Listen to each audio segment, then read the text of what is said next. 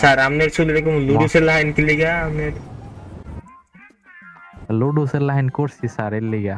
আরে স্যার ঢাকা শহরের মানুষে গো রুচি এতটা পরিমাণ নিম্ন হয়ে গেছে যে চুল রে এরকম কালার করে। ওই সময় পুলিশ অফিসাররা দেখলাম কি সাদা কালার করছে, আল্লাহ। আর আমনে হতো আরেকটা।